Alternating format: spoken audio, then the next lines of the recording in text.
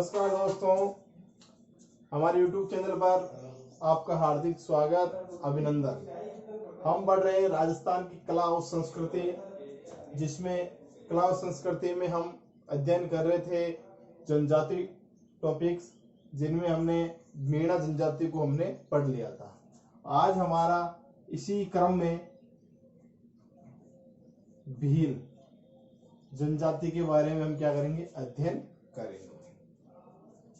एक छोटी सी भूल सुधार बता दूं, कल हमने मीणा में जो दो पर्वतों के बारे में अध्ययन किया था, बताया था, एक त्रिकुट पर्वत और त्रिकुट पहाड़ी।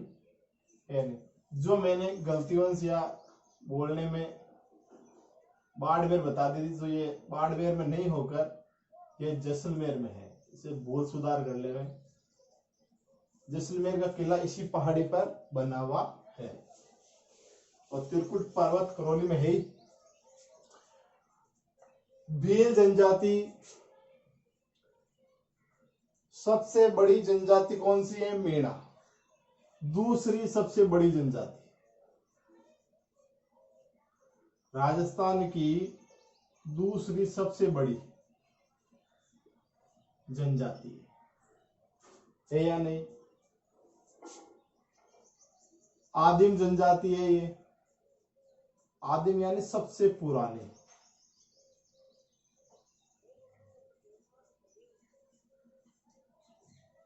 आदिम जनजाति सबसे पुरानी।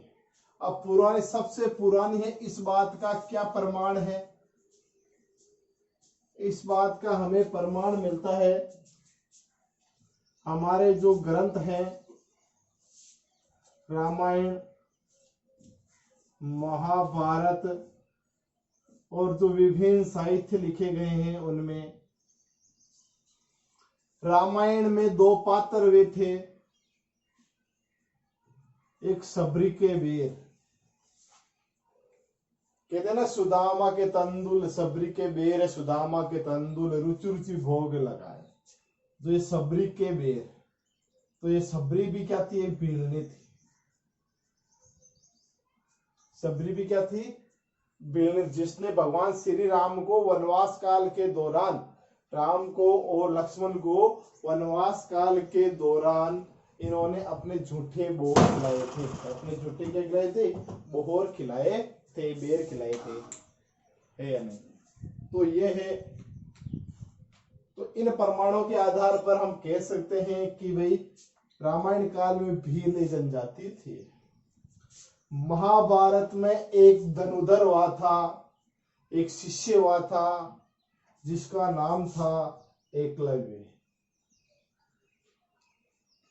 जिसे ने गुरु दक्षिणा में अपना अंगूठा काट के द्रोणाचार्य को दिया था। वो भी एक भील था। वो भी क्या था? एक भील था। साहित्य में जिसो अलग अलग साहित्य लिखे गए हैं, तो उनमें कई साहित्यों में भील जाति को निषाद कहा है। भील जाति को क्या कहा है? निषाद कहा है, पुलिंद कहा है। तो इन तथ्यों के, इन प्रमाणों के आधार पर हम कह सकते हैं कि भील जनजाति सबसे आदिम जनजाति है, सबसे प्राचीन जनजाति है। अब देखिए, अब सवाल उठता है भील जनजाति की उत्पत्ति से। भील जनजाति की उत्पत्ति, भील शब्द बील से बना है। भील शब्द है वो किनसे बना है? भील शब्द से उत्पत्ति हुई है भील शब्द की। जो ये भील शब्द है, जिसकी उत्पत्ति किससे हुई है? भील से हुई है। जिसका अर्थ क्या है? तीर कमान। जिसका अर्थ क्या है? तीर कमान है। तीर कमान। भील शब्द है जिसकी उत्पत्ति भील से हुई है, जिसका अर्थ तीर कमान है या नहीं। फिर यह अपने आप को भगवान शंकर यानी शिव की संतान मानते हैं। ये अपने आप को भगवान शंकर की संतान मानते हैं।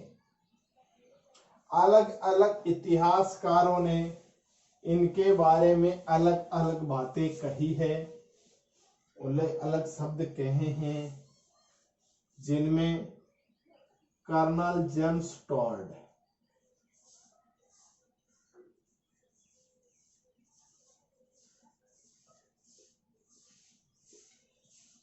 कर्नल जेम्स टॉड ने इन्हें वनपुत्र कहा है।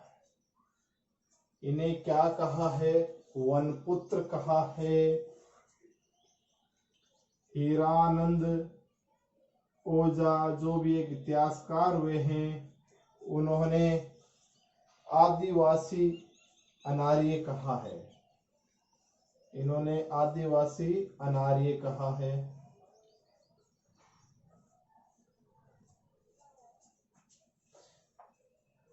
एक वे थे रो नाम के, जिन्होंने इन्हें का मूल स्थान मारवाड़ बताया है। रो नाम के व्यक्ति वे थे, इतिहासकार वे थे, जिन्होंने इनका मूल स्थान मारवाड़ बताया है। इनका मूल स्थान रो ने मारवाड़ बताया है। एक वे थे D.N. मंजुमदार,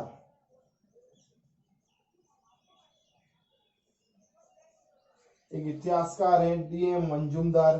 इन्होंने इनकी उत्पत्ति निग्रेटो प्रजाति से बताई है। इन्होंने D.M. मंजुमदार ने जो भीलों की उत्पत्ति है वो निग्रेटो प्रजाति से बताई है। G.S. Thompson,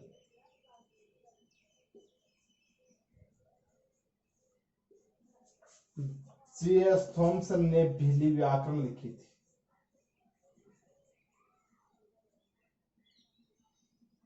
G.S. थॉमसन ने भीली व्याकरण की रचना की। इन्होंने भीली व्याकरण लिखी थी। तो यह इतिहासकारों के संबंधित कुछ कथन हैं। कर्नल जेम्स टॉड ने इन्हें वनपुत्र कहा है। हीरानंद ओझा ने आदिवासी अनार्य कहा है। रो ने मारवाड़ कहा है। D.M. मंजुमदार ने नेग्रेटो प्रजाति कहा है। G.S. थॉमसन ने भीली व्याकरण की रचना की थी। हमारे अधिकतर हम लोगों के कंपटीशन एग्जाम में, प्रतियोगी परीक्षाओं में जब सभी तैयारी करते हैं, तो आजकल जो सिलेबस आया है उसमें कला और संस्कृति का जो वेटेज है वो बहुत ही ज्यादा है, और उनमें इनसे संबंधित क्वेश्चन पूछे जाते हैं। जब जनजातियों की बात करते हैं तो जनजातियों में सबसे बड़ी जाति जैसे मीणा, भील और घरासिया, इन तीनों जनजातियों से मुख्यतः प्रश्न पूछे ही जाते हैं। बाकी तो जनजातियों की ज्यादा विशेषताएं नहीं है, छोटी छोटी उनकी है, लेकिन जो भील, मीणा और घरासिया है, इनके बारे में अधिकतर सवाल पूछे ही जाते हैं। तो हमें इनका बारीकी से अध्ययन करना चाहिए। तो ये राजस्थान की सबसे दूसरी बड़ी जनजाति है, आदिम यानी सबसे पुरानी जनजाति है। इनके प्रमाण हमें रामायण, महाभारत और अन्य साहित्यों में मिलता है। कर्नल जेम्स टॉड ने वनपुत्र कहा है। रो ने इन्हें की उत्पत्ति मारवाड़ से बताई है। भील शब्द की उत्पत्ति भील शब्द से हुई है या नहीं। अब बात करते हैं इनका क्षेत्र कौन सा है।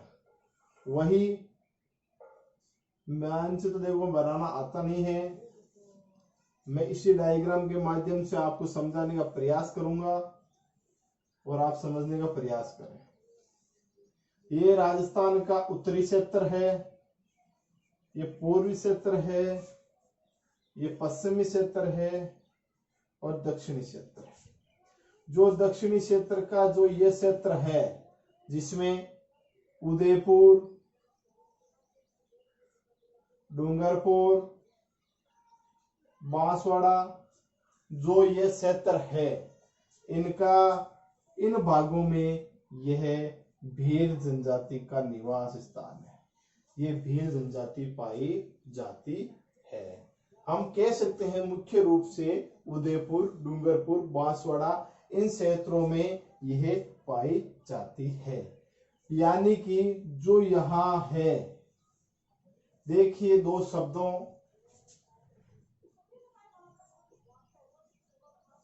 बोराट और भोमट, बोराट और भोमट, अधिकतर इस प्रकार के क्वेश्चन हमें पूछे जाते हैं। बोराट क्या है और भोमट क्या है। जो ये क्षेत्र है उदयपुर, डूंगरपुर, बांसवाड़ा वाला क्षेत्र जहां पर भील आच्छादित क्षेत्र है, भील आच्छादित क्षेत्र कहने का मतलब यहाँ भील जनजाति निवास करते हैं। जहां पर भील जनजाति निवास करती है उस क्षेत्र को भोमट कहा जाता है। उस क्षेत्र को क्या कहा जाता है? भोमट कहा जाता है। और जो गोगुंदा से लेकर कुंभलगढ़ है,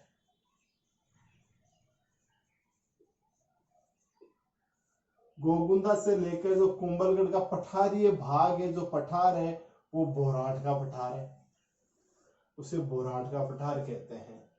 यानी कि भोमट भील आच्छादित क्षेत्र जहां पर भील जनजाति निवास करती है वो भोमट है, और बोराट गोगुंदा से लेकर कुंभलगढ़ तक जो पठारी भाग है, जो बीच का क्षेत्र है, उसे बोराट कहा जाता है।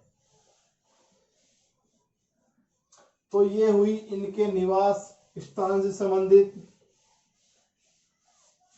हमने इनकी उत्पत्ति समझा, हमने इनका विज्ञान जो इतिहासकारों ने इनके बारे में जो शब्द कहे, कथन कहे, उनके बारे में हमने समझे हैं। अब फिर हमने इनका निवास तो देखा है। अब कुछ इनके संबंधित देखते हैं। इनके परिवार पितृसत्तात्मक होते हैं, यानी कि पितृसत्तात्मक होते हैं। इनके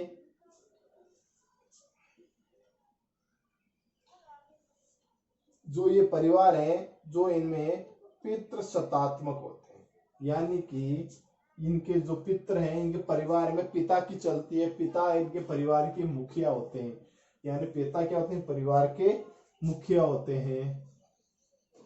फिर बात करते हैं, इनमें संयुक्त परिवार का प्रचलन है। संयुक्त परिवार का क्या है?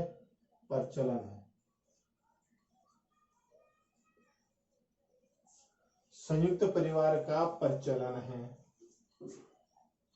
फिर बात करते हैं, इनके अंदर अंतर विवाहों का प्रचलन है।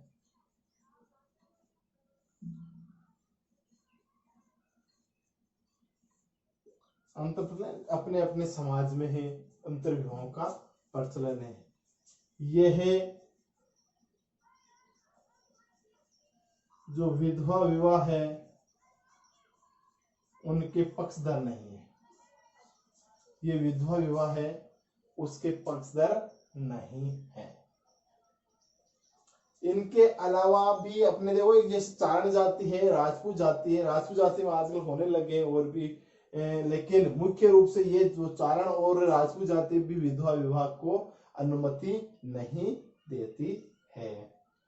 अब इनका बिलों का जो प्रिय भोजन है वो है मक्का की रोटी, मक्का की रोटी, प्याज की सब्जी,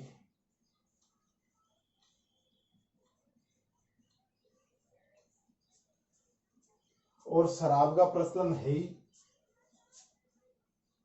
शराब के आदी होते हैं।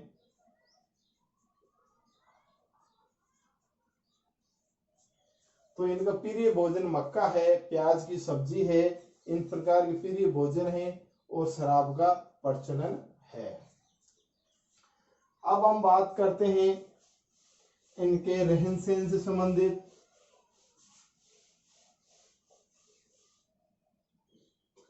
जो भील हैं, भीलों के जो कच्चे मकान होते हैं उन्हें टापरा कहा जाता है। उन्हें क्या कहा जाता है? टापरा कहा जाता है। और जो ये घर होता है और घर के बाहर जो बरामदा होता है, जो ये बरामदा बना होता है, इस बरामदा को ढालिया कहा जाता है। इस बरामदा को क्या कहा जाता है? ढालिया कहा जाता है। जो ये टापरा कच्चे मकान होते हैं इनको क्या कहते हैं? टापरा कहते हैं। और जो घरों मकान है उनके बाहर जो बरामदे बने होते हैं उन्हें ढालिया कहा जाता है। अब जो टापरे हैं और टापरों से जो एक मकान होते हैं उन्हें कू कहा जाता है। कू का मतलब है एक मोहल्ले को कह सकते हैं। कू का मतलब जहां पर जैसे टापर 1 2 3 टापरे हैं तो ये क्या है? कू है, मोहल्ला कह सकते हैं। फिर अब जो मुंह है, अनेक मोहल्लों से जो छोटे गांव होते हैं, जैसे अनेक टापरे हो गए, अनेक एक से अधिक मकान है तो उन्हें कू कहा। और जैसे आगे होते छोटा सा गांव बन जाता है उन्हें फला कहा जाता है। उन्हें क्या कहा जाता है? फला कहा जाता है। और इन्हें फला यानी कि फला गांव बड़ा गांव होता है, जैसे यहाँ पर भी मकान है या बड़ा गांव हो गया है, उन्हें कहा जाता है पाल। उन्हें क्या कहा जाता है? पाल। यानी अनेक फलों से मिलकर क्या बना है? पाल बना। यानी टापरा अनेक टापरों से मिलकर क्या बना है? कू बना है। और कू से मिलकर क्या बना? अनेक कुओं से मिलकर फला बना। और फला से मिलकर क्या बना है? पाल बना है। और जो पाल का मुखिया होता है उसे पाल भी कहा जाता है। यानी कि जो फला का मुखिया होता है, अनेक फलों से मिलकर जो पाल बना होता है, और उनके मुखिया को क्या कहा जाता है? पाल भी कहा जाता है। और अनेक पालों का मुखिया होता है उन्हें गमेती कहा जाता है। उन्हें क्या कहा जाता है? गमेती कहा जाता है। देखिए जो कच्चे मकान होते हैं उन्हें टापरा कहते हैं। और दो से अधिक छोटा मोहल्ला कह सकते हैं, उन्हें कू कहा जाता है। और छोटा गांव होता है, इन मोहल्ले से बड़ा गांव छोटा, उन्हें कहा जाता है फला। और अनेक फलों से मिलकर जो गांव बनता है उन्हें कहते हैं पाल कहते हैं। और पाल का मुखिया होता है पालवी। और अनेक पालों का जो मुखिया होता है वो क्या होता है? गमेती कहा जाता है। और जो ये टापरा होते हैं उनके जो मकान होते हैं, जो मकान के सामने जो बरामदा रखा जाता है उसे ढालिया कहा जाता है। उन्हें क्या कहा जाता है? ढालिया कहा जाता है। तो ये तो हुई उनके मकान व्यवस्था। अब देखो भीलों को 2 भागों में बांटा है, वो भी किसके आधार पर? वस्त्र यानी पहनावों के आधार पर।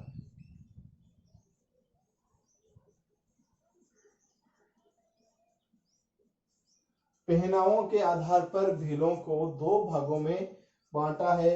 एक तो कहा जाता है लंगोटिया भील। एक तो क्या कहते हैं? लंगोटिया भील कहते हैं। और एक कहा जाता है पोत्या या पोतीदा भील।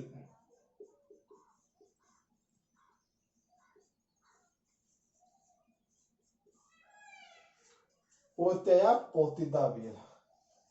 लंगोटिया यानी ये एक धोती पहनते, तंग धोती होती है जिसे पहनते हैं, जिसे वो तंग धोती पहनते हैं, उस धोती को यानी उसे लंगोटी जो पहनते हैं, लंगोटी और धोती लंगोटी पहनते हैं, उस लंगोटी को खोयतू कहा जाता है। उस लंगोटी को क्या कहा जाता है? खोयतू कहा जाता है। फिर इन भीलों की जो महिलाएं होती है, जो महिलाओं के द्वारा घाघरा पहना जाता है, उस गागरे को कहा जाता है, कच्छाबू कहा जाता है। उस गागरे को क्या कहते हैं, कच्छाबू कहते हैं। वही ये भील होते हैं जो लंगोटी तो पहनते ही हैं, यानी खोयतू तो पहनते हैं, साथ में क्या करते हैं, पोता लगाते हैं। पोता कहा जाता है साफे को, पगड़ी को, है या नहीं। तो जो पोता पहनते हैं उन्हें पोता पोतीदा भील कहा जाता है। लंगोटी लगाते हैं, लंगोटी जो धोती पहनते हैं, धोती जो लंगोटी होती है उस धोती को क्या कहते हैं, खोयतू कहा जाता है। खोयतू जो पोता साफे लगाते हैं उन्हें पोता भील कहा जाता है। फिर एक अंगोछा लपेटते हैं, ये क्या करते हैं, अंगोछा भी लपेटते हैं। गमछा है ना, धोको अंगोछा लपेटते हैं, और जिसे इस गमछे को कहा जाता है, इस अंगोछे को फालू। इस अंगोछे को क्या कहा जाता है, फालू कहा जाता है। ये तो हुई वस्त्रों के आधार पर। अब इनका जो प्रमुख त्योहार होता है उनकी बात करें तो इनका मुख्य रूप से त्योहार, जो पसंदीदा त्योहार होली होता है। वैसे ये लगभग सभी त्योहार मनाते हैं, हिंदू के धर्म से संबंधित ही होते हैं ये लगभग, लेकिन इनका जो मुख्य रूप से त्योहार होता है वो होली होता है। और जो इनका मुख्य व्यवसाय होता है, जो इनका व्यवसाय है मुख्य रूप से, और वो है शिकार। वो क्या है, शिकार है। शिकार इनका पसंदीदा व्यवसाय है, शिकार करना ये अपने अच्छा मानते हैं। अब देखो, भील जनजाति जयपुर के आसपास के क्षेत्र में मेढ़ों का अधिकार था, और फिर कछाव वंश के जो दुल्हे राव थे उन्होंने उनका आक्रमण करके हराकर जयपुर के आसपास उन्होंने अधिकार कर लिया था कच्छाओं ने। उसी प्रकार यहाँ दक्षिण में, जो ये दक्षिणी राजस्थान था, उस क्षेत्र में, मेवाड़ क्षेत्र में भीलों का भी अधिकार रहा गया बताते हैं, ऐसा बताते हैं। फिर इनका जो मेवाड़ की जो सेना थी, राज सेना, उनमें भी भीलों का बहुत अहम योगदान है। और जो मेवाड़ का राज चिन्ह था, जो झंडा होता था, ध्वज होता था, उस राज चिन्ह की तरफ एक तरफ तो राजपूत, जो राज चिन्ह था मेवाड़ का राज चिन्ह,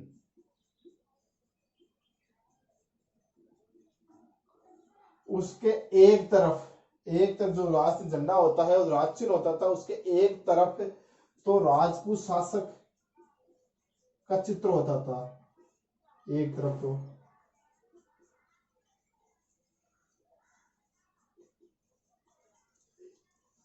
और दूसरी तरफ भील सरदार का चित्र होता।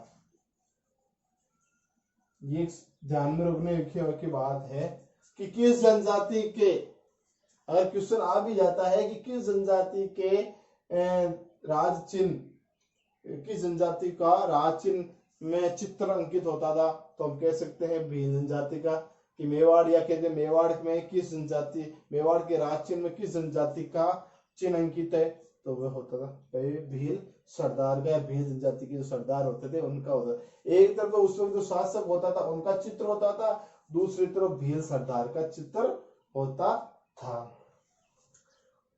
फिर मेवाड़ में, मेवाड़ है, मेवाड़ में महाराणा प्रताप,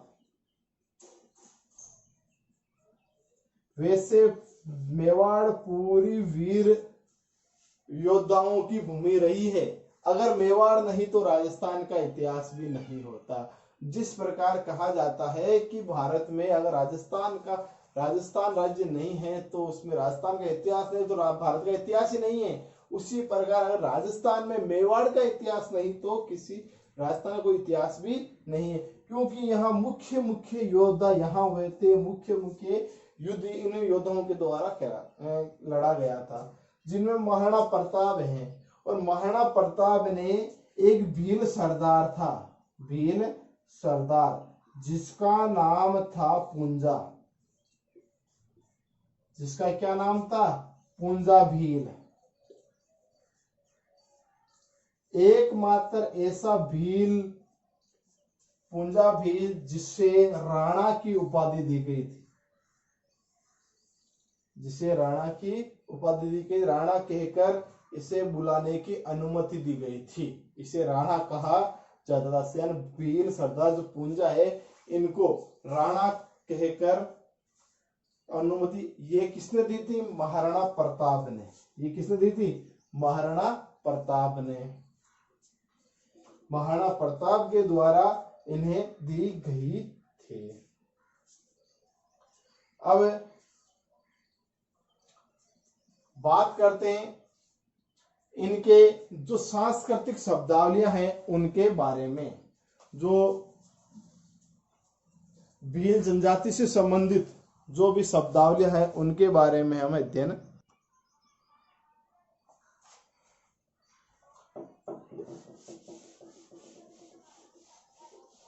पढ़ाने की गति थोड़ी कम हो सकती है, लेकिन हमारा प्रयास है कि जो भी हम हमारे द्वारा जो दिया जा रहा है वो आपकी समझ में आएगा।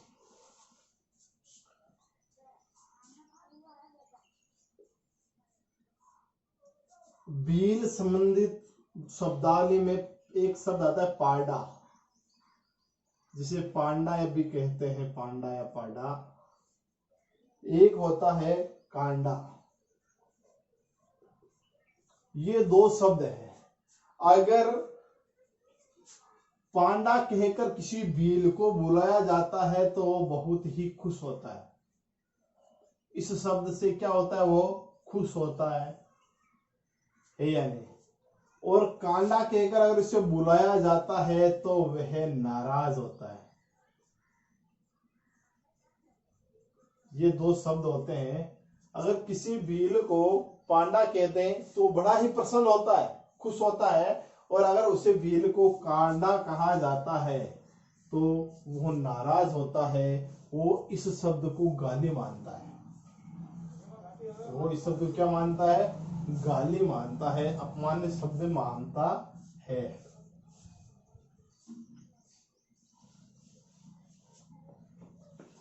फिर बात करते हैं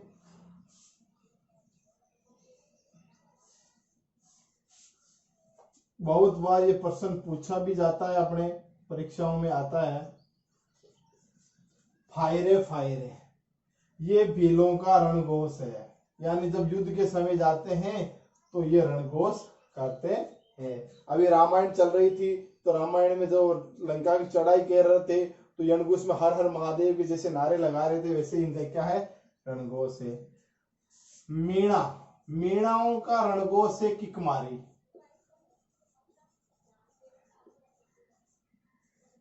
मीणा जब युद्ध के लिए जाते हैं तो उनका रणघोष होता है किकमारी। तो ये फायरे फायरे, यानी इस शब्द का उच्चारण करके, इस शब्द का क्या करके उच्चारण करके, फायरे शब्द का उच्चारण करके जब कोई भील संकट में होता है तो वो फायरे फायरे उच्चारण के माध्यम से भीलों को एकत्रित करता है। फिर कायटा, कायटा यानी जो इनके मृत्यु भोज होता है उसे कायटा कहा जाता है। भीलों के जो मृत्यु भोज होता है उसे कायटा या लोकाई कहा जाता है। कायटा या लोकाई जो मृत्यु भोज होता है वो। फिर एक इनमें परता पाई जाती है छेड़ा फाड़ना।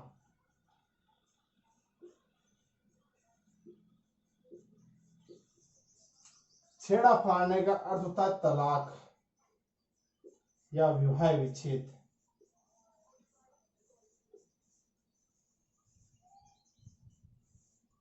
तलाक या विवाह विच्छेद यानी कि महिलाओं के द्वारा, महिला द्वारा जब पंचायत के सामने जो मुखिया होते हैं, गमेती होता है इनका, उनके सामने अपनी साड़ी का जो पल्लू फाड़कर पति के हाथ में दे देते हैं तो उन्हें क्या कहा है? पल्लू फाड़ने का, तो उन्हें छेड़ा फाड़ना कहा जाता है। यानी कि वो विवाह विच्छेद माना जाता है। फिर इनके मुख्य देवता हैं एक ऋषभ देव, जिन्हें केसरियानाथ भी कहा जाता है, जिन्हें धुलेव जी भी कहा जाता है।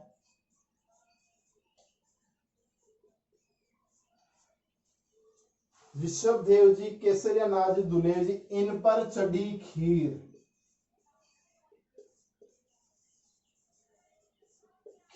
खाकर भील झूठ नहीं बोलते हैं। ये इनकी खासियत होती है कि ऋषभ देव, केसरियानाथ जी, धुलेव जी हैं, इनको उच्च स्थान देते हैं ये, और इनका आस्था का प्रतीक है ये। और ये इन पे जो चढ़ी खीर होती है उनको खाकर यह भील झूठ नहीं बोलते हैं। राजस्थान सरकार ने भील जनजाति के समुचित उत्थान हेतु या लाभ देने के उद्देश्य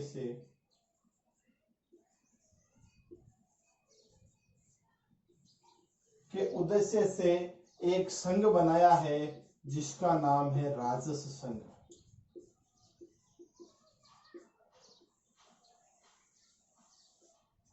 यानी राजस्थान सरकार ने भील जनजाति को समुचित उत्थान करने के लिए, इस जाति को पनपाने के लिए, सरकारी योजनाओं का लाभ पहुंचाने के लिए इनके एक संघ का निर्माण किया है जिसे राजस्व संघ कहा जाता है। विस्तृत शब्दावली है, इस जनजाति से संबंधित सबसे बड़ी जनजाति है दूसरी, और आदिम जनजाति भी है। अब हम और बात करते हैं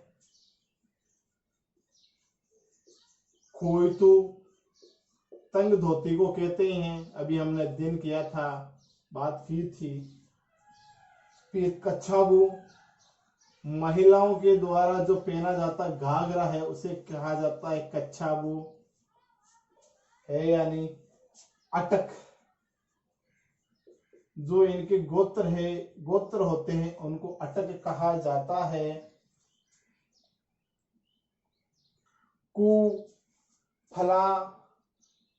फला, पाल और पालवी, इनकी हमने चर्चा कर ली थी, और एक बार कर लेते हैं। पालवी, पाल का मुखिया होता है।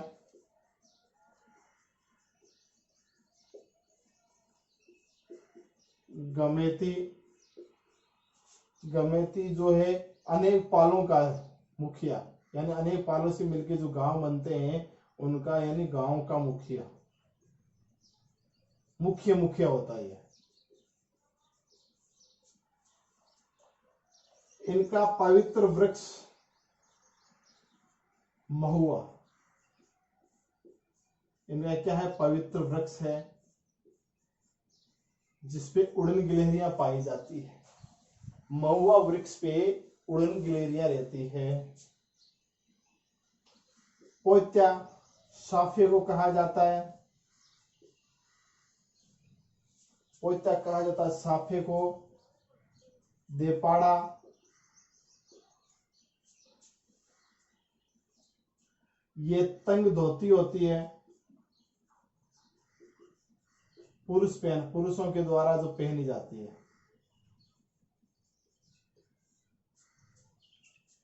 एक टोटम शब्द है, टोटम इनकी क्या है, कुल देवता है। टोटम क्या है, कुल देवता। टोटम क्या है, कुल देवता है। फिर है पिरिया, पिरिया है जो दुल्हन होती है, कि पीले रंग का घाघरा होता है बिलों के।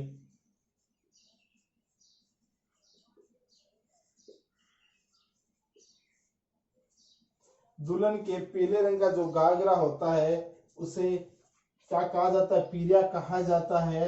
और सिंदूरी यानी कि दुल्हन के लाल रंग का जो घाघरा होता है ना उसे सिंदूरी कहा जाता है।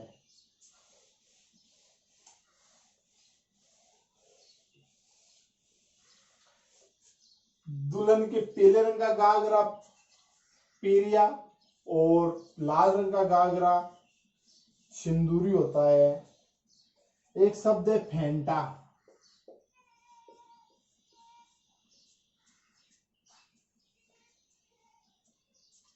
जिसे कहता पीला हो लाल व केसरिया रंगों से मिलकर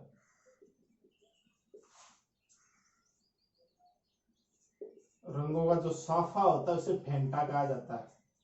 फेंटा तो लाल पीला और केसरी रंग के साफे होते हैं इनके, उनको कहा जाता है फेलरिया। फिर बात करते हैं बोलावा। बोलावा होता है, बोलावा यानी कि जब मार्गदर्शक भील यानी कि किसी राहगीर को रास्ते दिखाने, यानी जब कोई कोई राहगीर है या हम लोग जब जाते हैं तो हम रास्ता नहीं जानते, जब उसे जो मार्ग किसी भील को जो मार्गदर्शक वो अपना मार्ग बताता है हमें कि ये रास्ता इस तरफ जाता है, उस जो भील होता है जिस भील से हम रास्ता पूछते हैं, जो हमारा रास्ते दिखाता है मार्गदर्शन करता है, उस भील जो मार्गदर्शन करने का जो परिश्रम लेता है, जो अपनी परिश्रम लेता है उसे बोलावा कहते हैं। उसे क्या कहते हैं, बोलावा कहा जाता है। फिर आता है गासंडे। ये जो मृत्यु भोज होती है उसके समय जिस व्यक्ति को तो दान दक्षिणा दी जाती है ना, उसे गासंडे कहा जाता है। उस व्यक्ति को क्या कहता है, गासंडे कहा जाता है। सबसे इंपॉर्टेंट पाखरिया। पाखरिया क्या होता है, इस पाखरिया यानी इसकी भील समाज में बहुत ही ज्यादा इज्जत होती है, बहुत ज्यादा सम्मान होता है इसका, इसको उच्च स्थान देते हैं। अब ये पाखरिया कोई विशेष व्यक्ति नहीं होता है, ये वे विशेष व्यक्ति है। पाखरिया है यानी कि जो शत्रु सेना होती है, जब युद्ध करते हैं, जो शत्रु सेना का जो शत्रु सेना में जो सैनिक होते हैं ना, सैनिक के घोड़े को मारता है ना, उसे पाखरिया कहा जाता है।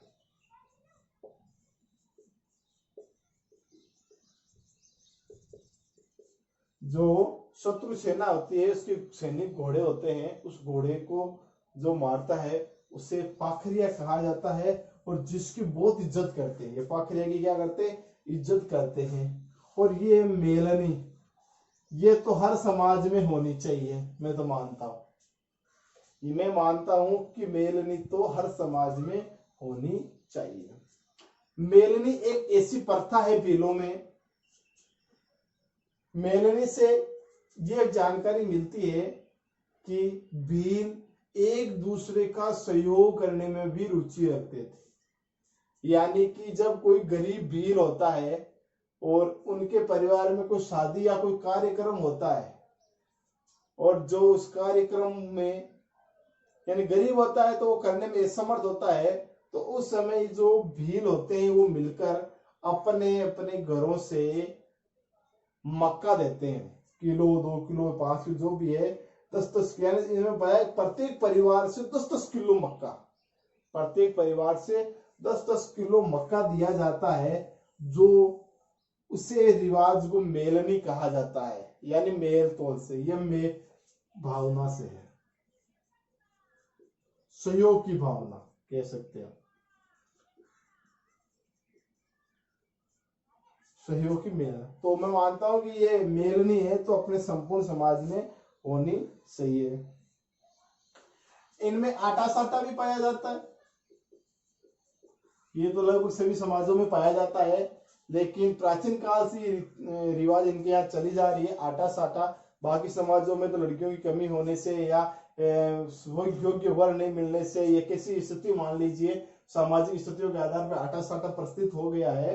बल्कि जो ये प्राचीन काल से आटा साटा यानी एक ही घर में यानी बेटी को दे देना, उधर से बहू को ले आना होती है, वो आटा साटा होती है, आप सब समझते हो। देपाड़ा होती है, अभी तंग धोती को होती है देपाड़ा, जो पुरुषों के द्वारा पहनी जाती है देपाड़ा। पोत्य सफेद सापे को कहा जाता है। फिर हारो, जो इनके ससुराल होता है उन्हें हारो कहा जाता है। ससुराल को क्या कहा जाता है? हारो कहा जाता है। सोरो, जो इनका ससुर होता है ससुर, उससे क्या कहा जाता है? सारो कहा जाता है।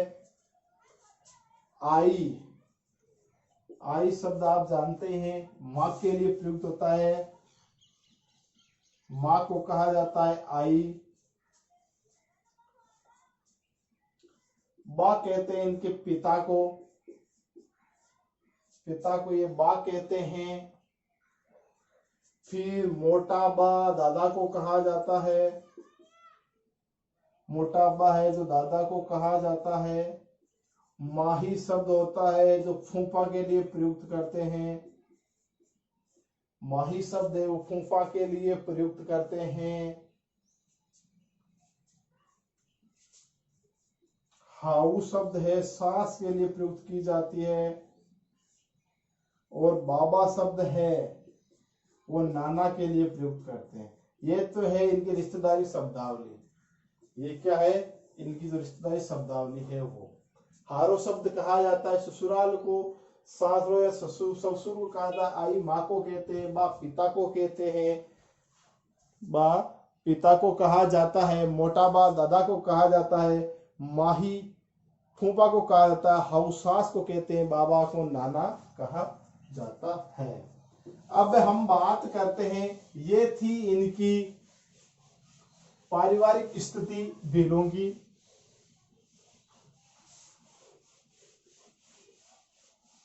अब हम बात करते हैं भीलों के नृत्यों के बारे में, भीलों के नृत्यों के बारे में।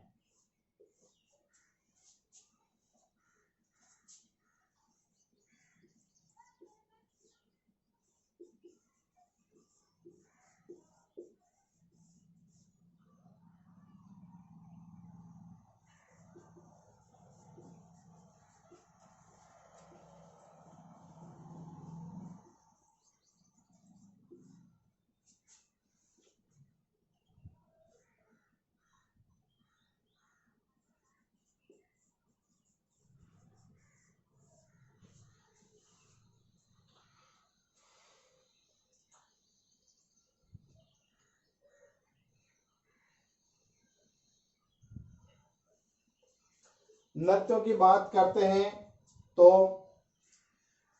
भीलों में मुख्य रूप से नृत्य पाए जाते हैं। वैसे इनमें एक शिकारी नृत्य भी होता है। नेजा, ने से नारियल और ने से नेजा, ये क्या करते हैं?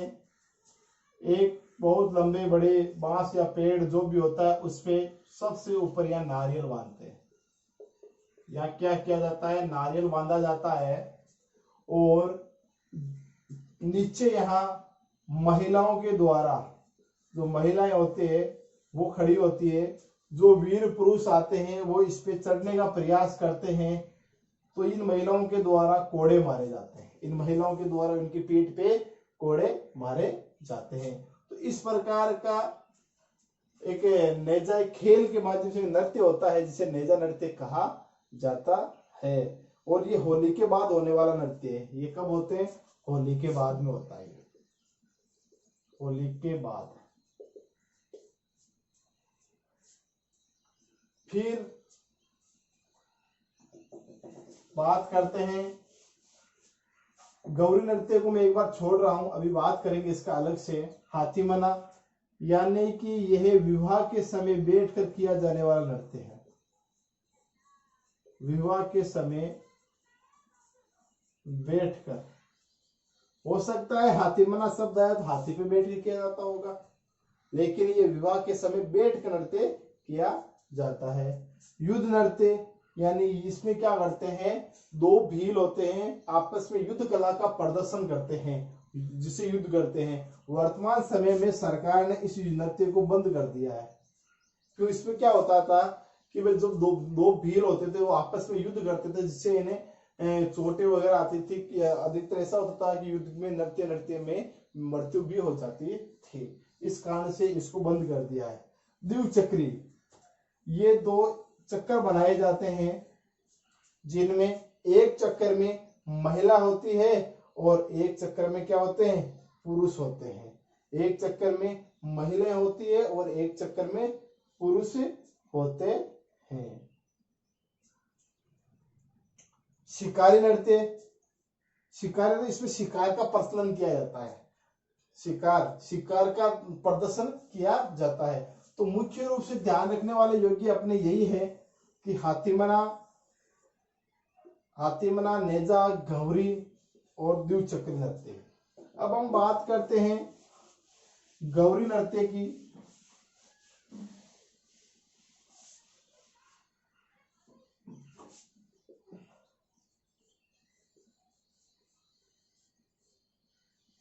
इसे नाट्यों का मेरुदंड कहा जाता है।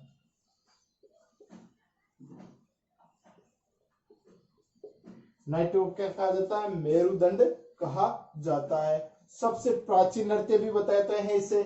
सबसे प्राचीन नृत्य से सबसे अधिक समय पर यानी कि 40 दिनों तक चलने वाला ये नृत्य है। ये 40 दिनों तक चलने वाला नृत्य है। और इसकी विशेषता ये भी है, क्या है, ये दिन में किया जाता है। इनकी शुरुआत रक्षाबंधन से शुरू होती है। रक्षाबंधन यानी कि सावन की पूर्णिमा से शुरू होकर अश्विन माह की जो केवल नवमी तक यानी अश्विन नवमी तक होता है। आसोज कहते हैं जिसे, आसोज के नवमी तक इनका होता है। 40 दिन तक किया जाने वाला गौरी नृत्य, गौरी गणेश, गौरी पुत्र गणेश यानी गौरी किसे कहा जाता है, पार्वती को। और पार्वती है तो शंकर भगवान की भी होगी। यानी कि पार्वती शंकर और की कथाओं पर आधारित है। इसलिए नृत्य भस्मासुर एक राक्षस है, उसकी कथा पर आधारित है। बताते हैं, कहा जाता है कि भस्मासुर एक राक्षस था जिसने शंकर भगवान की बड़ी तपस्या की थी। और वैसे मालूम है आशुतोष है भगवान शंकर तो शीघ्र प्रसन्न हो जाते हैं। और वो प्रसन्न हो गए थे तो उन्होंने वरदान मांगा कि मांगो। तो उन्होंने भस्मासुर ने कहा कि एक जो कड़ा था जिसके कड़े को सर पे रखते ही वो व्यक्ति क्या भस्म हो जाता था। अब वो मांग लिया तो भगवान शंकर शीघ्र प्रसन्न हो गए। और उसे काले शंकर भगवान है वो देवताओं और राक्षसों दोनों की यानी दोनों तपस्या करते थे और दोनों भी प्रसन्न हो जाते थे। तो वो उसे वो कड़ा है जो उन्हें प्रदान कर दिया। अब जैसे उसने लिया तो उसने कहा कि मैं इसको आजमाइश करूंगा कि इसका पर्थ हो या नहीं रहा है। तो कहा तो इन्होंने उसने कहा कि मैं आप पे ही करूंगा। यानी भस्मासुर राक्षस ने, जो भस्मासुर राक्षस है उसने उस कड़े की जो कला देखना चाहिए वो क्या, शंकर भगवान में आप ही देखूंगा। तो वो उनकी सर की तरफ, तो उसमें उस दौरान क्या होता है कि शंकर भगवान आगे दौड़ते, भस्मासुर राक्षस उन्हें भस्म करने के लिए पीछे पीछे दौड़ता है। अब इस प्रकार की चलती है तो भगवान विष्णु इस घटनाक्रम को देखते हैं तो फिर वो मोहिनी का अवतार लेते हैं। मोहिनी का क्या लेते हैं, अवतार लेते हैं। अवतार मतलब मोहिनी का रूप धारण करते हैं। मोहिनी का रूप धारण करके भस्मासुर राक्षस के सामने समक्ष जाते हैं तो वे उन्हें बताते हैं कि भाई आप तो बड़े वीर पुरुष हो और आप बड़े सुंदर हो, तुम्हें और आपको तो नृत्य भी आता है। तो वो भस्मासुर इस बात से वो केवल अपने प्रसन्नचित होता है और इसकी बातों को मान लेता है। तो इसके साथ में नृत्य करने, मोहनी के साथ में नृत्य करने के लिए क्या हो जाता है, तैयार हो जाता है। फिर मोहनी शर्त रखती है कि भाई जो जो स्टेप होते हैं जो मैं बताऊंगा उसी आधार पे आपको नृत्य करना है, ठीक है।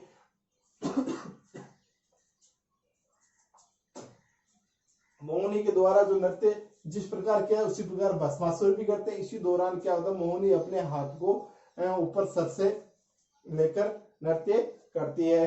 तो भस्मासुर भी अपने हाथ में को ऊपर लेता है और इसी दौरान वो भस्म हो जाता है। इस कथा के आधार पर इनकी कथा, तो भस्मासुर ने अंत समय में कहा कि मेरी याद में भी कोई नृत्य होना चाहिए, तो उसकी याद में ये गौरी नृत्य किया जाता है। इस गौरी नृत्य को राई नृत्य भी कहा जाता है। इसमें पात्र होते हैं, उन पात्रों की बात करें तो पुरिया होता है। पुरिया का रोल जो शिव भगवान का शंकर का जो रोल अदा करता है उसे पुरिया कहा जाता है। फिर कुटकुटिया यानी जो सूत्रधार की भूमिका निभाता है उसे कुटकुटिया कहा जाता है। सूत्रधार की भूमिका निभाने वाले को क्या कहते हैं, कुटकुटिया कहा जाता है। फिर होता है झामटिया, और ये परीक्षा में तो सवाल ही पूछा गया है इस समय। झामटिया जो कविता बोलने वाला आता है, जो कविता बोलने वाला होता है, कविता वादक होता है, जो कविता का वाचन करता है, कविता का वाचन करने वाला होता है, उसे कहते हैं झामटिया। फिर होता है खटखटिया,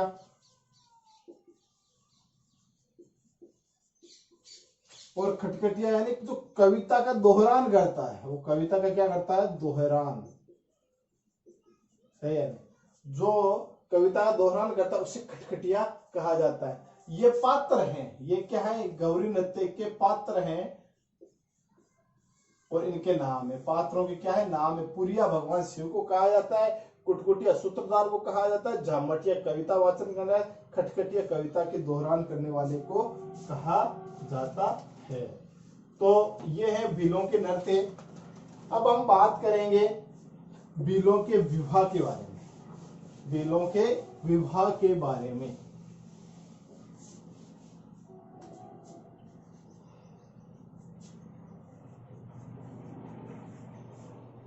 भीलों के जो विवाह है उनके बारे में बात करते हैं। मुख्य रूप से बात करें, हट विवाह होता है एक, तो फिर होता है सेवा विवाह, हरण विवाह,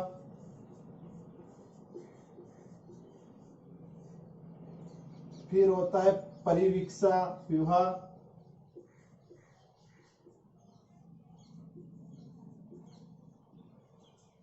फिर होता है एक होता है भांगोरिया,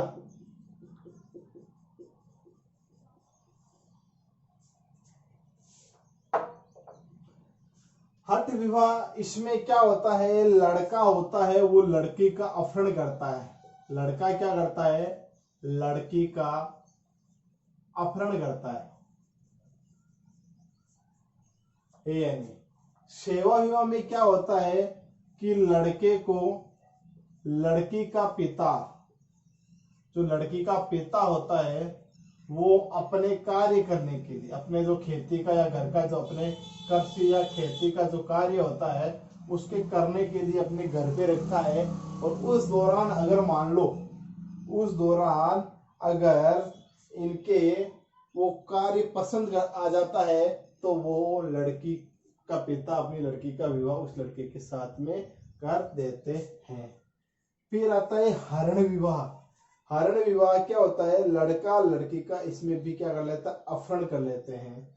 हठ विवाह में क्या होता है, लड़का लड़की भागकर विवाह करते, भागकर विवाह किया जाता है। ये ये भागकर विवाह करते हैं। और हरण में लड़का लड़की का क्या करता है, अपहरण करता है। लड़का क्या करता है, लड़की का अपहरण करता है।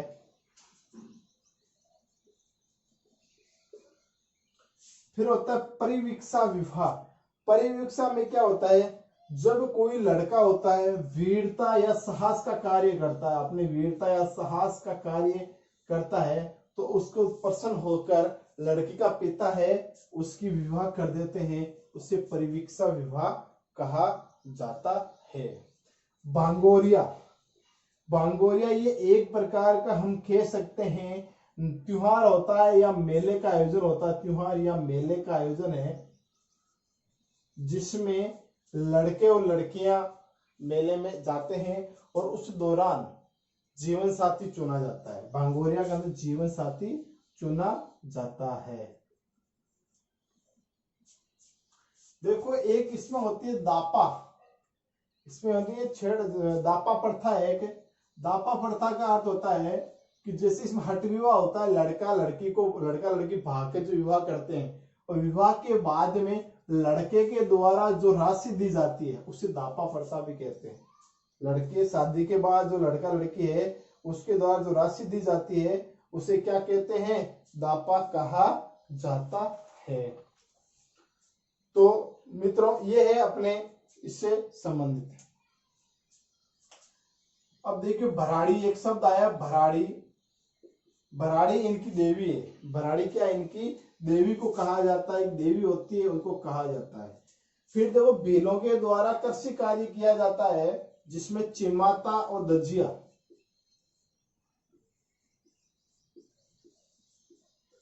चिमाता और दजिया। अब देखिए जैसे ये पहाड़ी है, पहाड़ी क्षेत्र है और इस पहाड़ी क्षेत्र में जो ऊपर की तरफ पहाड़ी पर की जाने वाली खेती होती है वो चिमाता खेती होती है, चिमाता कृषि होती है, खेती होती है। और जो ढलानों में जो खेती की जाती है उसे दाजिया कहते हैं, उसे क्या कहते हैं, दाजिया। इस प्रकार के शब्दों में हम अधिकतर कंफ्यूज हो जाते हैं, तो इनको हम क्या कहते हैं, जो चिमाता है माता को स्थान उच्च दिए रखा है तो ऊंचे स्थान पर की जाने वाली चिमाता, और जो नीचे दरिया है उसे की जाती है दाजिया कहा जाता है।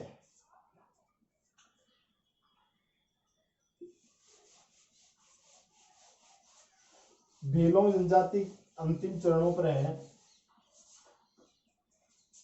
जो विवाह होते हैं और विवाह के समय जो नृत्य किए जाते हैं, विवाह के समय जो नृत्य होता है उन नृत्य को कहते हैं, उन नृत्य को पालीनोच कहा जाता है। उनको क्या कहा जाता है, पालीनोच। विवाह के समय जो नृत्य किए जाते हैं उन्हें पालीनोच कहा जाता है। और जो धार्मिक कार्य होते हैं उस समय जो नृत्य होता है उसे साध नृत्य कहा जाता है। धार्मिक कार्यों के दौरान उनकी क्या होते हैं, धार्मिक कार्य भी किया जाता है।